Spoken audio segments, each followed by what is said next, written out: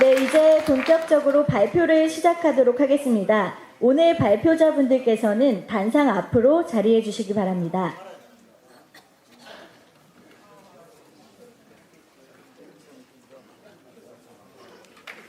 네, 오늘 발표자분들 모두 소개해 드릴 예정입니다. 오늘 발표를 맡아주신 김정민 박사님, 그리고 신원식 박사님, 그리고 박태우 박사님.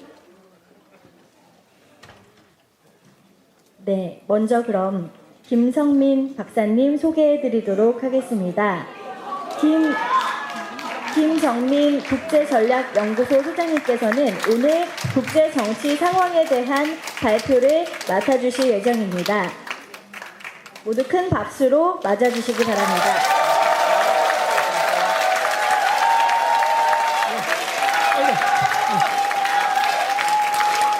네, 안녕하십니까. 네.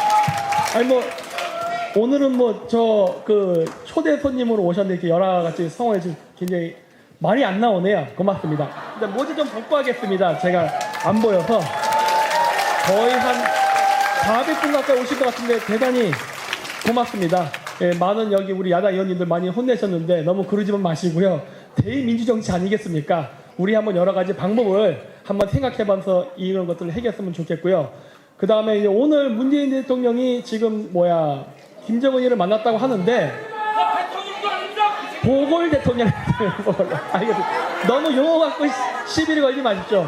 어쨌든 중요한 것은 무엇이냐면은 좌파들이 제일 좋아하는 프레임이 무엇입니까? 역사에 대한 정통성을 이야기합니다. 저도 그러면 한마디 하고 싶은 게 무엇이냐면은 친일 논쟁 많이 하지 않습니까? 예전 노무현 대통령께서 친일 청산한다고 했다가 민주당 의원들 죄다 친일파 출신이라고 조사하다가 중지된 적이 있었죠. 그런 것처럼 역사를 잊으면 안 된다고 하지 않습니까? 근데 일제시대 때 통치는 잊으면 안 되는데 그 이후에 일어난 6.25 전쟁에 대한 건 벌써 까먹었냐는 거예요. 그러니까 전쟁을 일으킨 사람은 일본인만이 아닙니다. 북한도 있지 않습니까? 근데 북한은 용서해도 되고 일본은 용서하면 안 되는 겁니까? 사과부터 해야 되는 거 아닌가, 김정일? 원래? 사과하고 석고대죄하고 그 다음부터 시작되는 게 원래 순서가 아니겠습니까? 네? 그런 거 없이 국제사회의 모든 의견을 무시해가면서까지 경제적으로 퍼주려 하는 행위는 굉장히 국제적으로도 심각한 문제를 일으킬 겁니다. 네, 그래서 저는 지금 대통령은 별로 신경 안 써요. 왜? 이거는 점점 국내 문제가 아니라 스스로 국제 문제화 시켜서 스스로 죽음을 자초하기 때문에 저는 신경 안 쓰고 저는 그 다음을 생각하려고 합니다. 다음 장을 한번 넘겨주시겠습니까? PPT 넘겨주세요. 다음 장으로. 네, 일단 반중친미 정책. 오늘 제가 드디어 인터넷상에서는 제가 좌파 전향 선동가입니다. 그래가지고 사실 오늘 이 방송을 하게 되면은 10중 8구 그쪽 사람들 제 방송 봅니다. 제가 이 방송을 보는데 이 국회에 와서 이 이야기를 하게 되는 거는 무척 개인적으로도 영광으로 생각합니다. 네. 다음 페이지요. 제가 이야기하는 반중친미는 별거 아닙니다. 왜 중국이 우리의 국가 안보에 개입하냐는 겁니다. 네. 중국은 우리나라의 1000기에 가까운 미사일을 겨냥하고 있어요.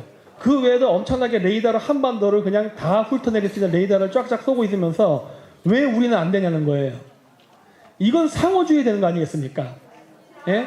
물론 이건 저의 아주 지극한 개인적인 사견입니다만 박근혜 대통령 탄핵 때 중국 애들 개입이 있었다고 저는 지금도 강력히 의심하는 사람 중에 한 명입니다.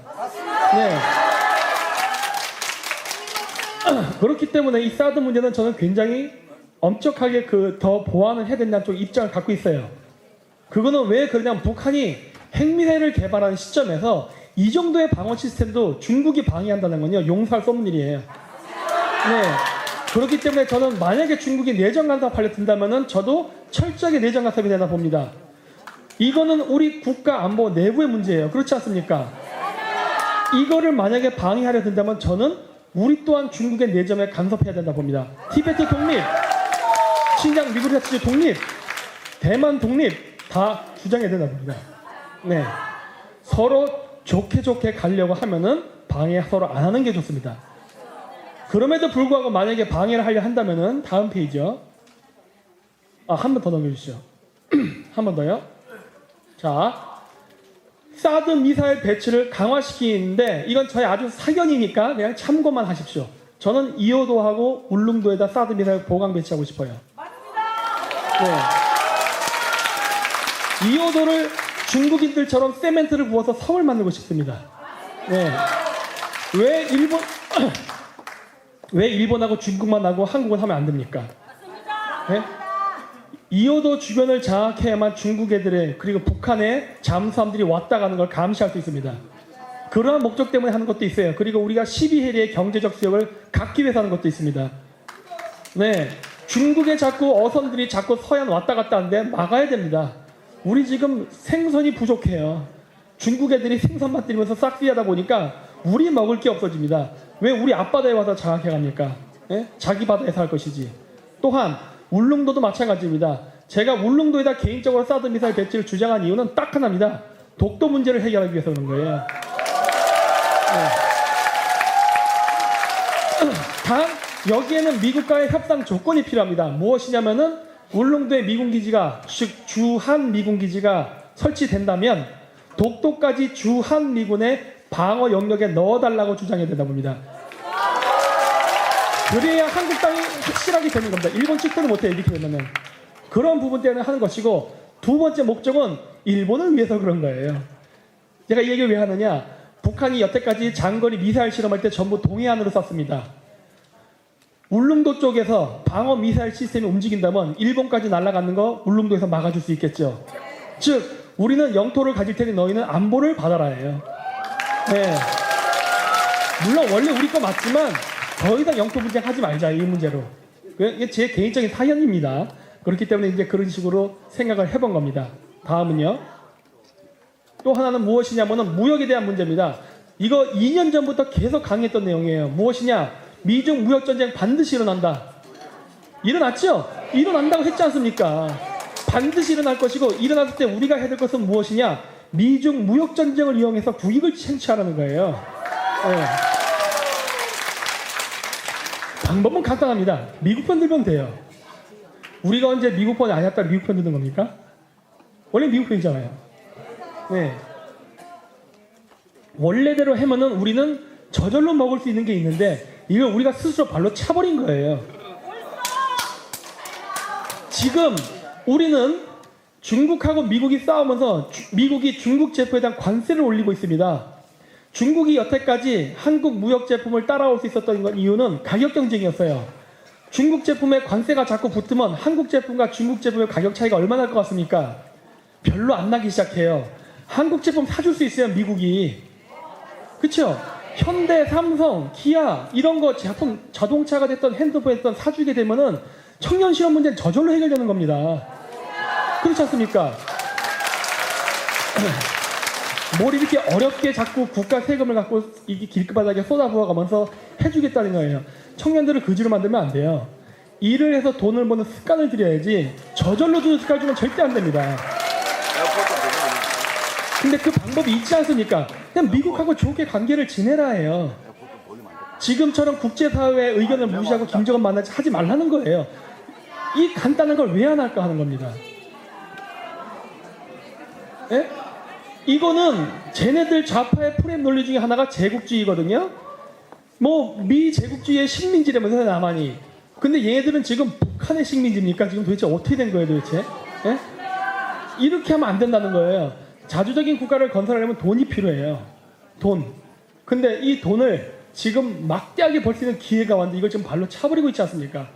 중국이 미국에 차지하고 있는 공산품 수출 비중을 우리가 50%만 뺏어와도 우리나라는요 GDP 5만 불 달성합니다. 네? 이번 정권은 신의를 잃었습니다. 안 돼요. 어차피 신의를 잃으면 더 이상 미국은 거래를 안 하기 때문에 저는 뭐라 말 못한다 했지 않습니까? 하지만 이번에 경제가 무너지고 대외적 관계가 나빠지고 이번에 북한 갔다 와서도 별 성과 없을 게 분명합니다. 그건 오늘 제가 여기서 얘기 드릴 수 없어요. 하지만 그렇게 되면은 다음번에 기회가 올 수 있어요. 어쩌면 혹시 합니까? 재수조금은 내년에 할지. 아무것도 몰라요. 하지만 다음번 정권이 바뀔 때 선거에서 저희가 지면 안 됩니다. 그리고 반드시 다음번에는 우파 정권이 생겨야만 되고 정확하게 한미 군사동맹 강화를 부활시켜야 됩니다. 네. 근데 한미 군사동맹을 강화시키고 제가 앞쪽에 얘기했던 사드 배치 이야기를 하게 되면 이거 돈 드는 문제가 되는 겁니다. 돈. 그러면 우리 돈이 나가는 거예요. 근데 제가 우파적 시각을 가졌다고 해서 저는 미국을 무조건 지지하자는 입장은 아니에요. 국익주의이기 때문에. 그러면 우리는 미국의 사드 미사일과 군사를 강화하는 데 드는 비용을 어떻게 충당해야 될지를 생각해야 되는 겁니다. 지금 문재인 정권처럼 세금 올리자 이런 거 하면 절대 안 되는 거예요. 우리 먹고 살기 힘들어요. 그러니까 세금 안 올리고 할 수 있는 방법이 무엇일까 하는 거예요. 중국 시장을 뺏어서 한국에게 달라고 내부적인 협상을 하는 겁니다. 그 마진으로 미국의 무기를 사줄게요. 그 마진으로. 세금 안 건드리고 우리 제품 더 미국 시장 팔게 달라요. 왜? 우리나라 삼성이고 현대고 외국 주식이 더 많은 거 아시죠? 60% 이상인 거. 미국 시장에서 한국 제품 팔리면은 미국의 투자자들도 돈 법니다. 예? 벌어요. 손해 보지 않는 장사예요. 플러스 우리 뭐 한 대 주는 겁니까? 우리가 벌은 이익 지분에서 또 잘라가지고 미국 무기 사주겠다 해요. 단 우리 세금은 안 쓰겠답니다. 네, 그래야 된다고 봐요. 그렇기 때문에 한미 군사 동맹을 강화하면서 미중 패권 경쟁 속에서 우리가 정확하게 미국 편을 들므로써 중국이 갖고 있는 미국의 시장을 가져와야 되는 거예요. 네. 많은 무기를 사줘야 되기 때문에 이어도하고 울릉도까지 군사기지 강화하자는 거고, 그래야 미국 무기를 많이 사주는 거고, 그냥 공짜로 못하겠으니까 저희는 거기다 플러스 알파로 독도와 이어도를 한국의 국토를 집어넣으려는 전략까지 쓰는 거예요. 이래야만 된다고 저는 봅니다. 네. 그 다음이요. 군복무 문제. 저는 이제 우리나라 군복무 절대 국회의원들 줄이는 것 같고 선거 공약으로 쓰면 안 된다 봐요. 더 이상 줄일 수가 없습니다. 네. 네. 저는 군대를 갔다 왔어요. 네. 군대 갔다 온 사람입니다. 이 군대 안 갔다 온 사람들이 군대 갔다 온 이 군 실정을 잘 모르는 것 같은데, 더 이상 군대를 줄이게 되면요, 우리나라 군대 훈련이 안 돼요. 다 그거 뭐 당나라 군대 갖고 전쟁할 겁니까? 이러면 안 되거든요. 군복무 더 이상 줄이면 안 돼요. 동결시켜야 됩니다. 그거는 국가 안보를 위한 것도 있지만 또 한 가지 문제가 있는데, 그것이 바로 실업자 문제입니다. 군 복무를 나가는 만큼 실업률을 낮춰주는 방패막이 정책을 해야 할 수 있어요. 이거 모르셨죠? 군 복무가 있음으로써 실업률을 낮춥니다. 이거는 어떻게 보면 군 복무를 절대 줄이면 안 되는 거예요. 실업률 올라가요. 걔네들 나와서 뭐 할 거예요? 할 게 없어요, 지금. 더구나 지금 정권에서 이게 반미적인 행태를 취함으로써 나오는 족족 다 실업자 됩니다. 그러면서 왜 실업률이 해결이 안 되나 머리를 쥐어짜는데, 야, 이 빙신아 그러는 거예요. 너 왜 몰라? 네가 군복무 줄이고 있잖아. 이거거든요. 절대 줄이면 안 됩니다. 예, 그래서 한번 넘어가 주십시오. 한 번 더요. 쭉 넘어갈게요. 네, 넘어가 주십시오. 더 넘어가 주십시오. 자, 실업률이 올라가는 이유는요, 군복무도 공헌한다는 거, 세계 불황도 공헌합니다. 첫 번째 요인은 세계 불황입니다. 세계 불황 때문에 수출이 안 되면서 실업률이 올라가는 건데, 여기다 군복무를 낮추게 되면요, 실업자가 양산돼서 부채질을 하는 꼴이 되는 거예요. 그래서 안 된다는 겁니다. 따라서 앞으로 우리나라 대통령은요, 더 이상 골목대장 아닙니다. 우리나라 굉장히 잘 사는 거 아십니까? 여러분들 나중에 기회 되시면 영국이나 프랑스 가보십시오. 한국이 더 잘 삽니다. 깜짝 놀라실 거예요. 네. 그렇기 때문에 이 민감한 거고, 왜 우리나라 대통령이 외교를 진짜 신경 안 쓰면서 이런 식으로 하는지 도저히 이해가 안 됩니다. 다음이요. 의무 요양 복무제인데 이거 여자에 대한 문제입니다. 저는 욕 먹어도 할 거면 해야 된다고 봐요. 저는 지금도 여기 여성분들 굉장히 많으시지만, 저는 페미니스트가 아니라서 그런지 몰라도 여자 군대 보내야 된다고 생각하는 사람입니다.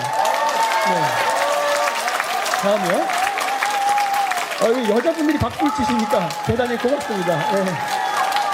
근데 저는 꼭 군대까지는 아니더라도, 뭐 이제 나이가 군대 갈 나이가 아니라서 막 마음대로 말씀하시는 것 같은데, 젊은 분들은 좀 다르지 않습니까? 아니에요. 그래요? 네네, 알겠습니다. 네. 남자잖아요. 혹시 성전하셨어요? 왜 그러세요? 자, 다음 페이지요. 자, 이게 뭐냐면요, 우리나라 어린이집이 부족합니다. 국립 유치원에 가야 됩니다. 그래야 싸요. 국립유치원. 사립유치원 비쌉니다. 막 100만 원 넘는 것도 많죠? 우리가 얼마를 번다가 그 돈을 내겠어요. 지금도 출산 문제를 해결하겠다고 자꾸 유치원 늘리는데 사립유치원이라 아니라 국립유치원을 늘려야 됩니다. 이거는 저희 집에도 조카가 있기 때문에 잘 알아요. 이 문제는 심각한 문제예요. 애를 낳을 수가 없어요. 왜? 맞벌이 해야 먹고 살 수 있는 구조인데 아빠 엄마 다 나가면 누가 애 돌볼 거예요? 할머니가 돌봅니다. 저희 어머니가 손자 돌보다 허리가 나가셨어요. 그래서 수술했습니다. 이번에. 안 돼요. 그렇게 하면 안 돼. 더 이상 가족에서 이 문제를 해결하면 안 되고 국가가 해결해야 되는데 그렇다고 퍼주기식은 전 절대 반대예요. 어떻게 하면 비용을 줄이면서 최고의 효과를 노릴 건데, 첫째, 여자도 군복무를 똑같이 함으로써 가산점제, 우리 공무원 시험에서 가산점제 둘 다 없으면 공평한 거 아닙니까? 그쵸? 그건 너도 의무복무 해라예요. 군대 말고 요양원, 유치원에서 근무하라는 겁니다. 예. 남자가 복무하는 만큼 복무하면 되는 거예요. 그러면 인건비 줄일 수 있습니다. 인건비가 제일 큰 문제. 왜? 세금하고 직결됐기 때문에. 건물은요 널리고 널렸습니다. 이번에 문재인 대통령의 덕택에 우리나라 경제가 무너지면서 빈 사무실이 무진장 생겼어요. 그렇죠? 그 사무실 쓰면 돼요. 그 사무실. 저는 어떤 식으로 생각하냐면 특히 서울 같은 경우 인구 밀집도가 높기 때문에 고층 빌딩 하나당 국립 유치원 하나씩 생기면 됩니다. 그럼 점심 먹을 때 밤 일찍 먹고 내려와서 애랑 같이 1시간 수다 떨다가 다시 일하고 퇴근할 때 같은 빌딩이니까 애 데리고 퇴근할 수 있어요. 누군가 돌봐주면 되는 거예요. 그거를 젊은 여자들이 하라는 거예요. 예. 그리고 월급은 우리나라 군대 남자들이 받는 만큼만 받으면 되는 거예요. 예. 그렇게 해야만 출산을 안심하고 할 수 있게 되고 세금을 안 쓰게 되는 겁니다. 절대 세금 건드리면 안 돼요. 네. 우리는 적이 많아요. 우리의 적은 뭐 북한 이런 얘기를 한 건 아니라 당연히 북한도 있지만은 우리가 먹고 살기 위해서 무역을 할 때 우리의 기술을 따라오려는 나라들이에요. 물론 여긴 일본도 있고 중국도 있고 여러 나라도 있습니다. 우리나라는 세금을 모아가지고 기술 개발과 차세대 성장 동력의 돈을 투자해야 됩니다. 이게 미래를 위한 대비예요. 이런 대비해야 될 돈들을 지금 복지에다 다 퍼준다 그러면 우리는 어떻게 미래를 대비할 겁니까? 안 돼요. 그렇기 때문에 복지는 하되 되도록 세금을 안 내는 방법을 써야 되는 거예요. 그래서 이런 생각을 제가 하게 된 겁니다. 그래서 제가 주제 넘지만은 여기 국회의원분들 앞에서 제가 이렇게 좀 번데기 앞에서 주름을 잡는데 좀 양해를 해주시기 바랍니다. 네. 네. 원래 오늘 제 원래 오늘 제 강의는 이런 내용이 아니었습니다만 이왕 온 거 신세한테 하지 말고 우리 앞을 내다보자 이런 목적으로 해서 커리큘럼을 완전히 바꿔서 다시 갖고 버린 거예요. 네. 다음 페이지요. 넘어가겠습니다. 그냥 쭉 넘어가겠습니다. 네. 자, 그 다음에 1번 파견 근무제. 제가 1번 파견 근무제 얘기했더니 뭐 친일파 김정민 난리를 치더라고요. 웃기는 소리 하지 말라는 겁니다. 제가 이걸 하는 데는 두 가지 목적이 있습니다. 첫째, 지금 문재인 정권이 하는 것처럼 국민 세금 써서 일자리 창출 안 하겠답니다. 누구 돈으로 하려는 겁니까? 일본 돈이에요. 남의 돈으로 해야죠. 일본은 저출산 고령화 때문에 지금 사람이 딸립니다. 없어요, 사람이. 제가 친구들을 많이 보냅니다. 저는 공작합니다. 전 늘 얘기하지만은 제 방송은 프로파간다와 공작을 기본으로 합니다. 그렇기 때문에 저는 공작원들을 많이 풀어놔요. 일본, 이젠 동경에 있는 대기업까지도 외국인 비율이 올라가고 있습니다. 사람이 없어서. 공장에도 일본인이 부족하지만 대기업, 좋은 직장에도 일본인 청년이 부족할 정도예요. 우리나라 사람들 일본 가면은 취업할 수 있습니다. 단, 지금같이 중국이랑 한편이 돼가지고 소녀상 만든다고 중국 돈 받아가지고 건설하고 이따위 짓 하면은 절대 일본이랑 이런 거 할 수 없어요. 그래서 제가 2년째에도 강의할 때 그랬어요. 위안부 문제를 자꾸 제기하면서 반일 감정 만들지 마라. 왜? 한일 스와프 재계약해야 되는데 이런 식으로 분위기 험악하게 되면 재계약 안 된다. 위험하다. 우리나라 금융위기 올 수 있으니까 심각하게 고려해라. 반대로 했죠. 네. 그 길을 하는 건요. 다 방법이 있고 순서가 있는 것입니다. 지성질대로 이 세상을 살 수 없지 않습니까? 우리가 미국도 아니고 미국도 지성질대로 안 하는데 우리 같은 조그만 나라가 어떻게 우리 성질대로 살겠습니까? 국제 질서라는 게 있어요. 원하든 원하지 않던 그 질서 속에서 문제를 해결해야 되는 겁니다. 그냥 멋있게 그냥 뭐 반이라 그러면 뭐 우리나라의 개돼지 같은 좌파 국민들이 와 하고 하는데 그게 해결책이 아니라는 거예요. 싸움은 냉정하게 복식할 때 얻어 터져도 눈 뜨고 맞으라는 얘기 많이 하죠. 맞으면서도 냉정을 한번 잃지 말아야 이기는 겁니다. 네. 국민 세금 쓰지 말고 일본에 파견해가지고 거기서 일단 실업자 문제를 우리가 해결하자예요. 남자 군복무, 여자 요양근무 실업률 낮춰질 겁니다. 단순히 실업률만 낮춰지는 이런 정책을 하게 되면 편법 정책이 되는 거예요. 단순히 통계적으로 실업률을 낮추기 위해서. 실질적으로 국민들이 느낄 때 실업률이 낮아지면서 효과가 있다는 걸 느끼게 하려면 뭘 해야 되니까 청년 일자리를 마련해 줘야 돼요. 그렇죠? 청년 일자리를 마련할 수 있는 방법은 뭐였습니까? 아까 제가 앞서 사드 배치 문제 얘기했죠? 그거를 무역관계와 엮어서 수출을 증대시켜서 국내 기업이 우리 청년들을 고용할 수 있게 환경을 조성한다. 첫째. 두 번째가 바로 일본 쪽으로 취업을 주선해가지고 많은 실업자들을 줄여서 진짜 실질적인 실업률 통계가 낮아지는 것과 국민 체감이 일치하게 만들어져야 된다예요. 그러면은 진짜 청년들 직업 갖고 일할 수 있습니다. 또 하나 제가 정말 탐을 내는 게 무엇이냐면요. 일본의 기술입니다. 일본이 옛날 때는요. 절대 기술 가르쳐주지 않았어요. 요즘은 가르쳐주려 합니다. 왜? 사람이 없어요. 이제는 흑인들도 초밥을 만듭니다. 아 이거 흑인비 아니에요. 오해하지 마세요. 옛날 때는요. 저 같은 한국인이 제가 일본에서 신문 매달 했다지 않습니까? 일본 유학 때. 저 같은 한국인이 초밥집에서 일하려고 그러면요. 한국 사람 안 끼워줬어요. 자기의 노하우를 전수할 수 없다 그래서. 이제는 한국인이 아니라 아프리카 사람까지도 남미 사람까지도 다 받아들인다는 거예요. 누구든 제발 와주세요. 이런 좋은 환경 속에서 일본이 갖고 있는 그 어마어마한 중소기업의 기술 왜 안 배웁니까? 예? 우리나라가 무조건 사법고시, 행정고시로만 그 관료가 돼서 출시하는 건 아니잖아요. 이제는 음식을 잘 만들건 기술을 잘해서도 돈 벌 수 있는 시대가 됐지 않습니까? 그 일본의 그 기술 배우면요. 여러분 평생 먹고 사는 거예요. 왠지 아세요? 일본의 중소기업은요. 전 세계에 하나밖에 없는 기술들이 정말 많습니다. 그거 배워서 평생 직업 쓰라는 거예요. 풍요롭게 살면서. 그거 하려면 일본에 가서 우리가 배워야 됩니다. 근데 이런 반일관계에서 그거 되겠습니까?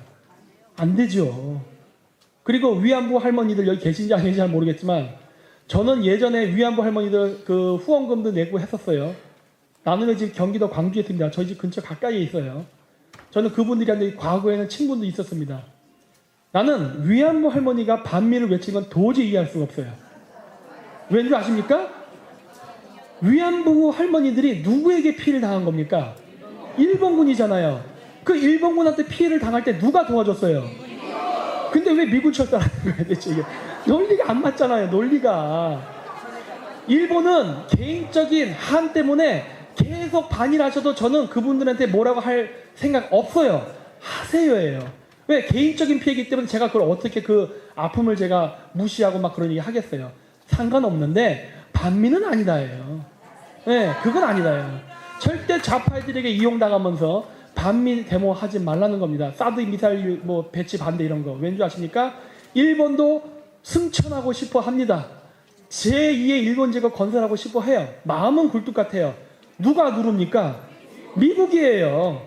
근데 주한미군 철수시키면 중국만 좋아하는 게 아니라 일본도 좋아한다니까요. 네? 이런 바보 같은 짓을 왜 하려고 하냐는 거예요. 진짜 좌파는 누구 편입니까? 어? 이거 개념이 전혀 없다는 거예요, 이 사람들. 네, 다음이요. 네, 쭉 넘어가겠습니다. 그래서 이미 파견 근무자 얘기했으니까. 네, 쭉 넘어갈게요. 네, 외국인 토지 소유 문제 한번 넘겨주십시오. 중국은 2015년까지 중국 정부가 적극적으로 저기 노란색 쳐놨죠? 외국인 부동산 투자에 정부 자금을 댔습니다. 대외 투자 자금 3위예요. 1등 자원외교, 2등 운송. 왜냐면 자원외교 한 거 자원을 갖고 들어와야 되니까. 세 번째가 부동산 투자였어요. 다음 장이요. 그걸 했던 이유가 뭐냐면 좀 이따 PPT에 나올 테지만 중국이 목표라는 제1 도련선 그 지역에 있는 미군 기지를 쫓아내기 위해서 개발이란 명목으로 미군 그 공군기지가 있는 비행기가 이착륙하는 비행장 앞에다가 고층 건물을 짓겠다는 이런 짓거리를 했습니다. 고층 건물 지면 비행기 이착륙 못하죠? 그러면 어떻게 돼요? 원주민들이 미군 기지 이전해라 이렇게 되는 거거든요. 요짓 하려고 그런 투자를 많이 했었어요. 예? 거기에 놀아나서 또 원주민들이 또 일본 좌파, 우리나라에서는 한국 좌파들에게 놀아나가지고 그런 짓들을 하고 다녔죠. 그러지 말라는 거예요. 여기는 북한뿐만 아니라 중국의 배후가 있습니다. 그래서 한데 어떤 문제가 있느냐? 저는 지금 어떤 생각하느냐? 여기 우리나라 지금 특히 제주도 같은 경우는 굉장히 이 중국인들이 제주도 땅을 거의 석권하고 있습니다. 앞으로 이렇게 나가면 국내인보다 중국인이 더 우리나라 제주도 땅을 많이 사게 될 거예요. 그거 돌려받아야 됩니다. 왠지 아십니까? 그거 중국이 제주도가 중국화 되게 되면은 지금 중국이 목표하는 제1도련선의 완성이 되기 때문에 그래요. 막아야 됩니다. 근데 그걸 어떻게 막아야 되냐? 당연히 중국의 부동산을 가져와야 됩니다. 어떻게 가져올 거냐가 문제예요. 그렇죠? 간단합니다. 또 다시 처음으로 돌아가서 얘기할게요. 사드 배치 한미 군사 동맹 강화로 우리가 미국 무기를 많이 산다. 그 조건으로 중국 제품 사지 말고 한국 제품 사는 걸로 방향선회한다 그랬죠? 그러면 중국 경제 나빠지게 될 겁니다. 중국 경제가 나빠지게 되면은 중국 기업들이 부도가 나기 시작할 거예요. 그러면 중국 기업들은 부도를 막기 위해서 자금을 융통해야 되는데 그러면 해외 부동산 매각하기 시작할 겁니다. 그때 헐값에 사들이면 돼요. 비싸게 팔고 헐값에 걷어들이는 겁니다. 미국이 지금 하고 있지 않습니까? 왜 우리는 안 합니까? 한미 동맹으로 벌어들일 수 있는 경제적 이득이 어마어마해요. 제가 말을 안 하고 아꼈는데 너무 답답해서 얘기하는 거예요. 제발 병신들을 알아들으라 해요. 네. 그래서 그것뿐만 아니라 플러스 무엇을 해야 되느냐? 지금 이 모든 무역이 됐던 비자 여권 문제는 상호주의입니다. 우리는 중국 가서 주택은 50년, 공장 부지 30년 임대입니다. 왜 우린 중국에 팝니까? 안 돼요. 미중 무역 경쟁 속에서 미국과 중국의 사이가 나쁠 때 지금 이 시류를 이용해가지고 우리는 국제사회에다가 중국의 부동산 문제를 강력히 규탄하면서 왜? 부동산 구매 중에 군사적 목적도 많아요. 그거를 문제 삼으면서 중국의 부동산을 강제 몰수하는 건 몰수하고 할 수 없는 것들은 소급 적용해가지고 앞으로 30년만 쓰고 나가라로 바꿔야 됩니다. 그거는 돈도 안 들어요. 공짜예요. 부동산 값 팍 떨어집니다. 그렇죠? 그러면 헐값에 매입하는 거예요. 네, 이렇게 해야 된다고 보는 거예요. 다시 국가 환수해야 됩니다. 다시는 중국인들이 우리나라에 와서 이런 짓 못하게 막아야 돼요. 네. 요거를 하는 또 하나의 목적이 무엇이냐? 여기에 빌부터 먹는 좌파놈들 때문에 그렇습니다. 중국 놈들에게 명의 빌려주고 부동산 사가지고 월급식으로 돈 받는 새끼들, 이 새끼들 돈줄 끊어야 돼요. 왜 그러느냐? 얘네들이 그런 돈줄이 있기 때문에 365일 광화문에서 촛불 드는 겁니다. 네. 여러분들 태극기 집회하시는데 힘드시지 않습니까? 네? 생계도 걱정해야 되고 뭐 할 거 많잖아요. 그러면서 어렵게 하는데 쟤네들은 어떻게 저렇게 느긋하게 할 수 있냐는 거예요. 도대체 돈이 어디서 나오길래? 이런 것들이에요. 이런 것들 돈줄 다 끊어야 됩니다. 그래서 저는 중국을 자꾸 제재하려는 하는 이유가 뭐냐? 좌파들 정치자금 끊어버리려고 하는 겁니다. 네. 다음이요. 네, 요 얘기는 그래서 제가 생략할게요. 대마도 문제 여러 번 얘기했으니까 통과하겠습니다. 그 다음이요. 자, 그래서 저기 노란색 선이 거치는 게 제1도련선이라 그래서 중국이 잡아먹으려는 지역입니다. 저 지역 안에 미군 기지가 있어요. 그렇기 때문에 저 지역 안에 미군 기지에다가 부동산 투자를 하는 겁니다. 최근에는 태양광 산업하지요. 응? 우리나라 국군 기지 옆에다가 사드 기지 옆에다가 이 짓거리 하고 있다고요. 태양광 산업 누구랑 연계되는지 다 아시죠? 네. 이거는요 에너지 산업이 아니에요. 스파이 활동입니다. 뿐만 아니라 이번에 석탄 세탁하다 걸렸죠. 그거 보도한 보아뉴스 기자 쫓아낸다고 청와대가 그랬지 않습니까? 네? 태양광 산업은 태양광 산업 세탁 없는 줄 아십니까? 나중에 정권 바뀌면 저 조사해야 됩니다. 저거. 네? 네? 길을 기다리고 있어요. 저는 칼만 갈고 있습니다, 지금. 네, 다음이요. 넘어가겠습니다. 네. 다음이요. 그냥 선택적 이민제도. 이민은요, 저는 여기 계신 분들과 조금 다르게 저는 받아들여야 된다는 입장 쪽에 있어요. 하지만 여기에는 원칙이라는 게 있습니다. 한번 넘겨주세요. 자, 쭉 넘겨주세요. 출산율 감소가 일단은 문제예요. 여러분, 출산율 감소하게 되면은 당장 연금에 문제 생깁니다. 세금, 조세 확보에 크나큰 문제가 생겨요. 그래서 인구를 보충해야 되는데 출산율이 떨어져요. 출산율이 떨어진 걸 보충하기 위해서 제가 아까 얘기했던 여자도 군복무를 해야 된다는 이런 얘기를 했던 건데, 그렇게 해서 지금부터 아이가 태어난다 치더라도 그 아이가 세금을 내려면 20년을 기다려야 되는데 그 20년 동안 어떻게 할 거예요? 누군가 돈을 메꿔줘야 됩니다. 그래서 외국인을 받아들이는 얘기는 제가 뭐냐면, 불법 외국인은 때려잡고 합법적인 외국인은 괜찮다예요. 세금 내라는 겁니다. 세금. 네. 그런데 거기에도 또 룰이 있습니다. 뭐냐? 첫째, 북한이랑 교류하는 나라는 절대 받아들이지 않는다. 예를 들어서 시리아나 예멘 같은데 절대 안 됩니다. 왜? 얘네들이 우리나라에서 일을 하면 어떤 일이 발생하는 줄 아십니까? 얘네들 돈의 일부가 북한으로 흘러 들어갑니다. 그래서 안 된다는 거예요. 북한과 사업을 하고 있는 나라는 절대 이민 받아들이지 않는다. 조건입니다. 여기에는 중국도 포함되는 거예요. 네. 그 다음에 한번 넘겨주세요. 한 번 더요? 더 넘겨주세요. 네. 그 다음 무엇이냐? 앞으로 지금 문재인 정권이 생각하는 방식이 아닌 미국이라던가 서방국가 그리고 우리나라 국익에 맞는 새로운 실크로드가 열릴 겁니다. 네. 비공개 강의 때 오신 분들은 잘 아실 거예요. 제가 이거를 여러 번 강의했습니다. 열릴 겁니다. 하지만 그때 이 열리는 상황이 닥쳤을 때 우리가 준비가 안 돼 있으면 안 돼요. 그 준비라는 것은 무엇이냐면요, 우리의 사고방식 그리고 우리의 준비입니다. 저는 지금 무엇을 제안하고 싶은 거 아니면요, 외국인 노동자 오는 건 좋은데 우리나라가 앞으로 실크로드 개발, 그 다음에 인도태평양 무역항로를 개발할 때 전략적으로 제휴를 맺어야 될 국가의 노동자만 받아들이겠다예요. 우리 편 될 사람. 우리 편이 되지 않은 외국인은 안 된다예요. 예. 여기 중국인들 와가지고 중국에서 먹고 살 거 없으니까 우리나라에 와가지고 살면서 한국에서 월급 받고 사는 주제에 중국 편을 드는 이러한 행동을 하는 외국인을 왜 우리가 받아들여야 됩니까? 네. 우리 와서 우리나라에서 충실해야죠.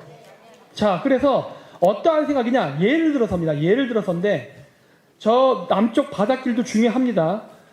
우리나라가 앞으로 전략적으로 좋은 관계를 맺어야 될 나라 중에 하나가 베트남입니다. 세계에서 가장 평균 연령 인구가 젊은 나라예요. 21살인가 그렇습니다. 인구 9,500만, 가능성 있는 나라예요.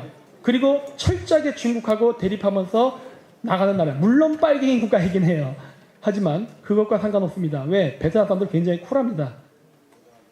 제가 생각하는 건 뭐냐면요, 우리나라가 해외 시장을 개척할 때 앞으로 친한파를 많이 만들어야 되는데 어떤 식으로 만들어야 되느냐, 제가 중국의 해외 건설 파견을 나갔을 때 겪었던 일이었는데 무엇이었느냐, 문화적 차이 때문에 외국인 노동자를 쓰는 게 굉장히 어려웠습니다.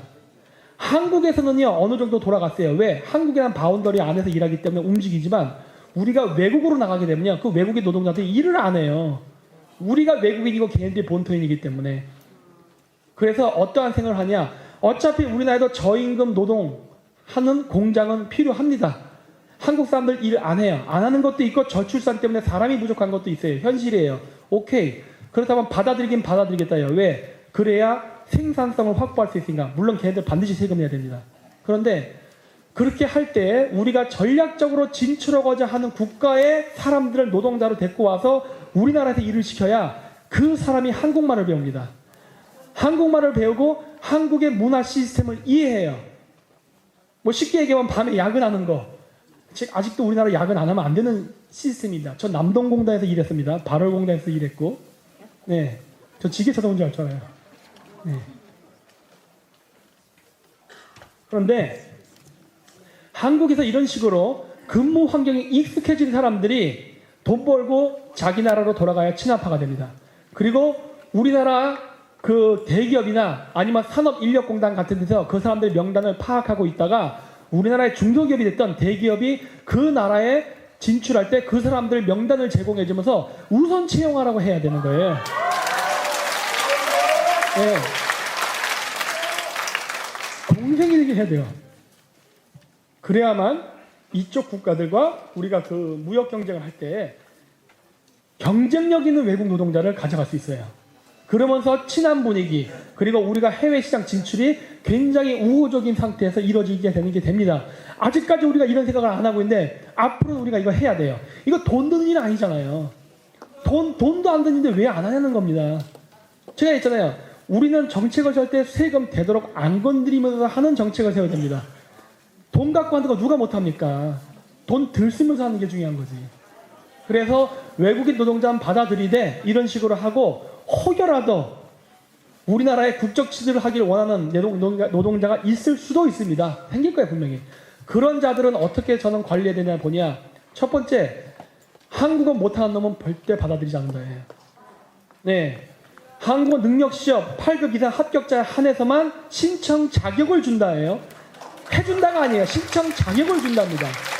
한국말 모르면서 우리나라 살 생각 하지 말라요. 엉뚱한 데 가다 차이나타운 세우는 거 절대 인정 못하겠다요. 한국말 배워서 한국 사람과 살면서 그 사회 속에 스며들라는 거예요. 안 하겠다? 안 받아들이겠다예요. 네. 가는 사람은 가는 사람대로 우리가 같이 공존할 수 있고 있는 사람은 있는 대로 같이 살자예요. 좋다예요. 그래서 좀 유연한 정책을 써야 됩니다. 왜? 우리나라가 무조건적인 민족주의는 안 됩니다. 우리나라 GDP가 거의 수출에 절대적으로 의존하는 나라인데 우리끼리 살자고 하면 다 죽게 돼 있어요. 자원이 없는 나라예요, 우리나라는. 어차피 세계 무역은 한국이 살기 위해서 반드시 해야 되는 것이고 우리가 잘 살게 된 덕택에 우리나라에 오는 외국인들이 생겼습니다. 왜? 돈 벌려고. 우리가 옛날 때 돈 벌러 나갔던 나라니까. 네. 저희 부모님은 중동 때 나갔던 그 세대예요. 네. 그래서 제가 사우디아라비아 10년을 살게 된 겁니다. 그러니까 옛날 때 제가 어렸을 때는 해외에 돈 벌러 나갔었어요. 이제는 돈을 벌러 오는 외국인이 생겨요. 심지어 백인들까지 옵니다, 이제는. 네? 이런 시대예요. 우리가 그만큼 잘 사는 거예요. 그렇기 때문에 외국인 노동자 오는 걸 막을 수는 없으니까 이왕 이렇게 되는 거 유연하게 우리가 활용할 수 있게 잘 쓰자는 겁니다. 무조건적인 외국인 혜택 다 반대예요. 그래서 그거 안 된다예요. 세금 내고 세금 낸 만큼 혜택 받으라예요. 왜 세금 안 내면서 혜택 받으려 합니까? 네. 네, 다음이요. 네, 다음. 네, 이거는 마지막 상속세 0% 혹은 감세. 난 지금도 이 얘기합니다. 이거 제가 얘기하면은 논란이 소지가 많다고 아각거리는 사람 많은데 저는 다 입당으로라고 얘기하는 겁니다. 왜냐? 지금요 가계부채가 장난이 아닙니다. 제가 이렇게 얘기하는 이유가 있어요. 가계부채, 회사부채 장난이 아니에요. 부자들이 어쩌자는데 부자만 뭐합니까? 빚이 있는데. 에? 여러분들 여기 이제 빚 없는 분 계십니까 혹시? 조용하시네. 다 빚이 나오면 저도 빚이 있어요. 빚이 있는데 빚이 있는 상태, 빚은 자산에 포함된다니까요. 내가 10억의 재산이 있는데 8억을 은행 대출을 빌렸어도요 내 자산은 10억입니다. 빚 빼고 2억 갖고서 세금 매겨주지 않는다고요. 세금도 다 내요. 이자도 다 내. 근데 여기서 부모님 돌아가 보십시오. 어떻게 됩니까? 상속세 내라 그래. 몇 프로입니까? 죽어요. 저 죽습니다. 이런 문제가 지금 걸린 사람이 한두 사람이라 보십니까? 이게 무슨 부자? 중산층, 심지어 저소득계층까지 이 문제가 다 맞물려 있어요, 지금. 우리나라가 지금 이 경제 불황 속에서 살아남으려면요, 지금 있는 재산이라도 간신히 지키면서 현상 유지라도 해야 됩니다. 과거 일본의 잃어버린 20년처럼 최소한 지키기라도 해야 돼요. 성장을 못한다 하더라도. 근데 지켜야 되는 이 상황 속에서 상속세 내라고 재산을 계속 강탈해 나간다면은 중산층은 무너집니다. 부모님이 죽는 순간 그 부모님이 죽은 가정의 중산층은 하나씩 사라지게 돼 있어요. 그러면 우리나라는 지금 문재인 정권이 원하는 대로 바로 전 국민의 북한 주민화 할 수 있습니다. 다 그지 되는 거예요. 회사도 부채 때문에 망하고 개인도 가계 대출 때문에 망하는 사태가 발생합니다. 이게 제가 무슨 특혜를 이야기하는 게 아닙니다. 왠지 아십니까? 선진국일성 상속세가 없습니다. 왜? 이 문제를 이미 겪고 있기 때문에 그래요. 여기에 가장 근본적인 문제는 저출산 고령화가 굉장히 큰 문제입니다. 저출산 고령화 때문에 국민연금은 더 필요한데 세금 낼 사람이 없지 않습니까? 그렇기 때문에 외국인도 받아들이되 아까 제가 했던 전략적 이해관계를 같이 한 나라에서 받아들이고 세금을 걷자는 거예요. 그래야 세수가 확보되니까. 그리고 무조건 외국인에 의존할 수 없기 때문에 미래 아이들을 증가시키기 위해서 여자도 군복무 나가라예요. 요양원에, 유치원에. 그러면서 20년 뒤에 그거를 스스로 우리 대한민국 국민들이 해결할 수 있게끔 그 버퍼링을 갖고 가자예요. 이런 식의 단계를 하나하나 준비하자는 겁니다. 근데 그 과정 속에서 만약에 할머니, 할아버지가 돌아가신다면은 그 가정은 망하는 거예요. 그거를 방지하려면 어떻게 되냐는 거예요. 상속세 낮추라는 거예요. 제 심리가 돼서 빵포를 하고 싶지만은 안 된다면 낮추기라도 하자예요. 네. 중산층이 무너지게 오늘 국회 오면서 택시 타고 왔는 택시 운전사가 재밌는 얘기를 하더라고요. 조심스럽게 서로 눈치를 보다가 이제 얘기를 꺼냈는데 혹시라도 서로 정치점이 다르면 어떨까 하고 고민하다가 이제 얘기를 꺼냈는데 웬걸 같더라고요. 그분이 그러더라고요. 우리나라는 최상류층하고 최하층이 살기 좋은 나라고 어리버리한 중간층은 다 힘든 나라다. 맞습니다. 저소득층 가만히만 있어도 막 퍼주잖아요. 그렇죠? 누가 다 돈 대줍니까? 중산층이에요. 근데 중산층이 죽으면 누가 세금 낼 겁니까? 중산층을 그렇게 때려잡으면 누가 세금 낼 거냐는 거예요. 세금 낼 사람을 죽이지는 말라요. 황금알을 낳는 거위를 죽이지는 말라예요. 죽이지는 말라예요. 힘들어요 지금. 네. 그래서 이런 문제들을 하나하나 해결하면서 이 문제를 해결하는 건요 5년 갖고 되지 않습니다. 5년 갖고 되지 않아요. 적어도 어떤 국가 정책의 하나의 빛을 발하기 위해서는 적어도 20년이라는 세월이 필요합니다. 저쪽 좌파들이 얘기하는 20년 장기 집권이 아니라 우리 쪽에서 20년 장기 집권이 필요한 거예요. 그래야 이 모든 것이 바뀌게 됩니다. 체질 개선이라는 건 시간이 걸려요. 국가는 하나의 거대한 배와 같기 때문에 키를 돌렸다가 한 번에 그 효과가 나타나지 않습니다. 20년이 돼야만 우리나라가 정상 궤도로 전입하는 시기예요. 지금으로부터 약 2038년이 되는 겁니다. 청사진을 보고 가야 돼요. 앞으로 저는 그래서 여러분들에게 당부드리고 싶은 말씀은 무조건 문재인 나가라가 아니라 문재인 나가면 우리 이거 할 거다라는 식으로 나가야 돼요. 네, 왜냐? 대안은 갖고 바꿔야 될 거 아닙니까? 대안은 갖고. 네. 문재인 바꾸면 우리 이거 하겠다. 이러면서 나가야 되고 그래야만 우리 그 촛불 집회 때 속아서 넘어갔던 사람들 많습니다. 저쪽으로 맨날 그 고해성사로 온 사람들 많아요. 박사님, 제가 그때 촛불 들었던 사람인데 속았습니다. 죄송합니다. 이게 저한테 이메일 온 사람 굉장히 많아요. 좋다예요. 다음번 선거 때 실수하지 말라예요. 바꿀 수 있습니다. 민심은 돌릴 수 있어요. 단 그 사람들의 민심을 돌리기 위해서는 우리는 어떤 구체적인 대안을 보여줘야 되는 거예요. 이렇게 할 것이다. 그렇죠. 그렇기 때문에 저는 개인적으로 주사파들이 공산주의자라고 생각합니다. 이 얘기 먼저 고소당하려나? 어쨌든 간에 상관없이 저는 그런 이야기로는 제가 73년생 40대거든요. 이 주사파 세대입니다. 쉽게 얘기하면 제 세대의 90%가 주사파 세대예요. 그러니까 정교조 세대. 가장 좌파적 성향이 강한 사람들인데 이 사람들을 돌려야 됩니다. 이 사람들을 돌려야 되는데 이 사람들을 돌리려면 뭐예요? 너 취업시켜줄게. 너 밥 먹고 살게 해줄게. 네 직장 안 잘려. 이게 중요한 거예요. 지금 문재인 정권이 계속 똥볼 차면서 경제 무너지면서 40대가 무너지고 있습니다. 제가 예전에 방송 때 그랬어요. 문재인이 똥볼 차서 40대가 대량 이민을 가게 될 것이다. 지금 진짜 일어나고 있습니다. 문재인을 찍었던 애들이 똥 싸놓고 한국을 떠나려고 그래요. 누구 마음대로. 나가지 말라 해요. 이민 가지 말고 우리 찍고 나가요. 우리 찍고 나가. 아니면 우리를 찍으면은 안 나갈 수도 있다예요. 단 우리가 20년 장기 집권을 하려면은 경제 성장이 보장이 돼야 됩니다. 경제 성장 없이 장기 집권이 어떻게 가능하겠습니까? 정권 바꾸더니 어머 이거 또 똑같네? 이렇게 되면 또 정권 뒤집히는 거예요. 그러면 20년 동안 장기 집권하려면 안정적인 경제 성장이 이루어져야겠죠?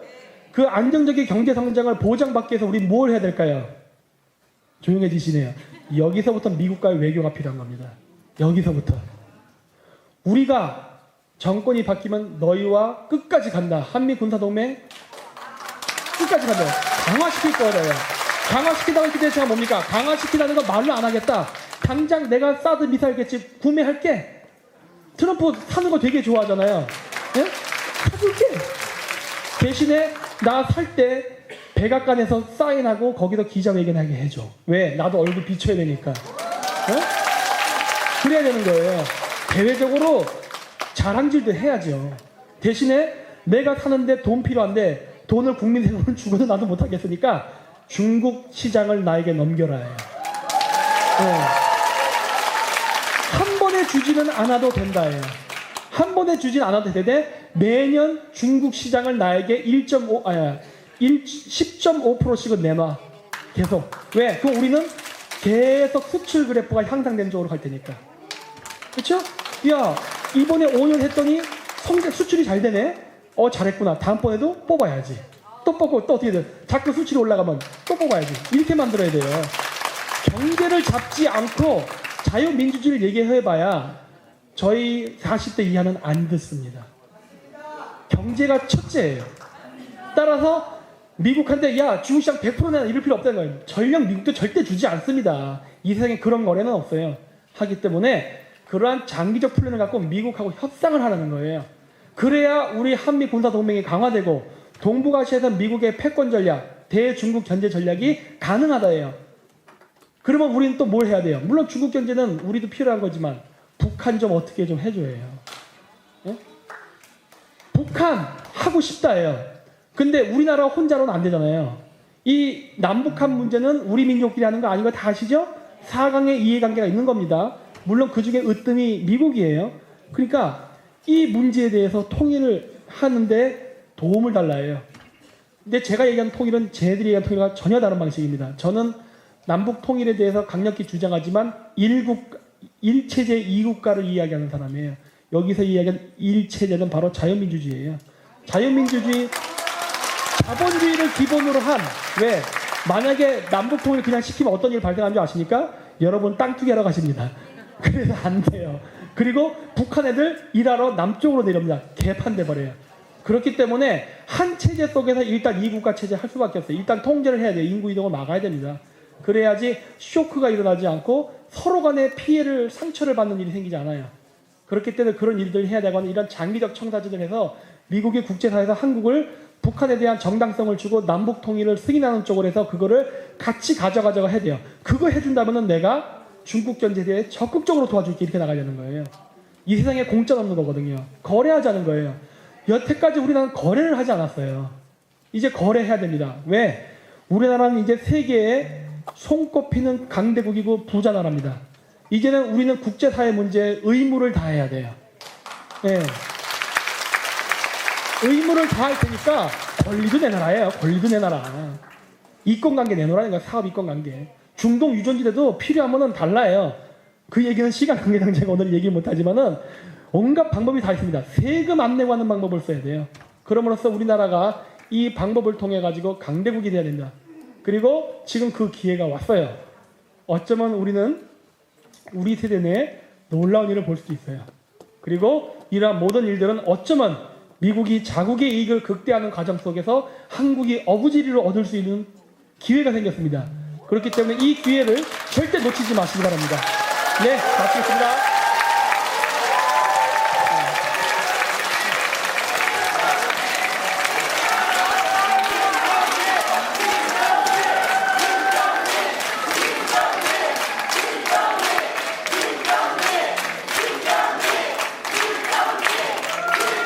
네, 여러분 다시 한번 큰 박수 부탁드리겠습니다.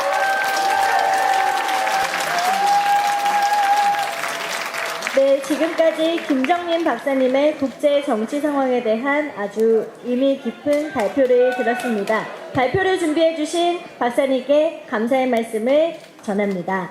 다음은 질의응답 시간이 이어지겠습니다.